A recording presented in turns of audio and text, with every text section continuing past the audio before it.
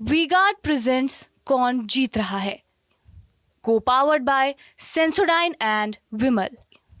बोलो जुबां केसरी। क्या कुछ कहना चाहेंगे?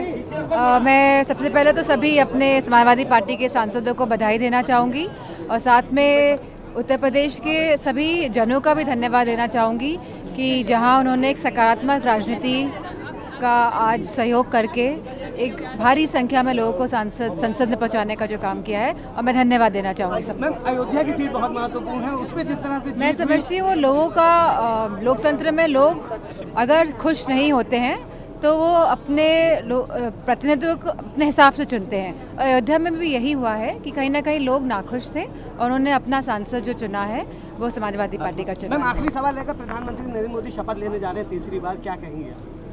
मैं समझती हूँ कि ये जो अगर तीसरा काल अगर शुरू हो रहा है तो मैं समझती हूँ कि वो जो मूलभूत जो असुविधाएं लोगों को हुई हैं और जिस तरह से बेरोज़गारी चरम सीमा पे है, महंगाई का जहाँ सवाल है, जहाँ महिला के सुरक्षा का बहुत बड़ा सवाल है, जहाँ पे आप कार्यकर्ताओं पे तो एफआईआर लिखा रहे हैं, लेकिन अगर लोग जो पीड़ित हैं, जो प्रताड़ित हैं, वो एफआईआर लिखवाए जाते हैं तो उनकी एफआईआर कहीं ना कहीं नहीं हो पा रही हैं। तो इन सब जो जनता के मुद्दे पर उस पर ध्यान दिया जाएगा तो मैं समझती हूँ कि जनता को भी सुविधा और सहूलियत पहुँचेगी और भाजपा की भी जो इमेज जो बनेगी उसमें भी सुधार कहीं ना कहीं होगा। क्या कुछ कहना चाहेंगे?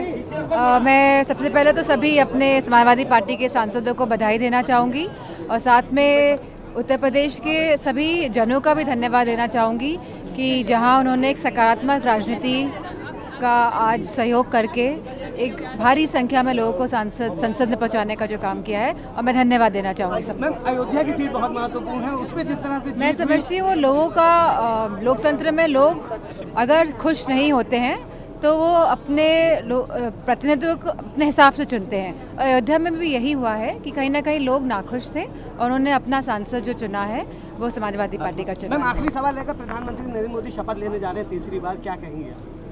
मैं समझती हूँ कि ये जो अगर तीसरा काल अगर शुरू हो रहा है तो मैं समझती हूँ कि वो जो मूलभूत जो असुविधाएं लोगों को हुई हैं और जिस तरह से बेरोज़गारी चरम सीमा पे है, महंगाई का जहाँ सवाल है, जहाँ महिला के सुरक्षा का बहुत बड़ा सवाल है, जहाँ पे आप कार्यकर्ताओं पे तो एफआईआर लिखा रहे हैं, लेकिन अगर लोग जो पीड़ित हैं, जो प्रताड़ित हैं, वो एफआईआर लिखवाए जाते हैं तो उनकी एफआईआर कहीं ना कहीं नहीं हो पा रही हैं। तो इन सब जो जनता के मुद्दे पर उस पर ध्यान दिया जाएगा तो मैं समझती हूँ कि जनता को भी सुविधा और सहूलियत पहुँचेगी और भाजपा की भी जो इमेज जो बनेगी उसमें भी सुधार कहीं ना कहीं होगा।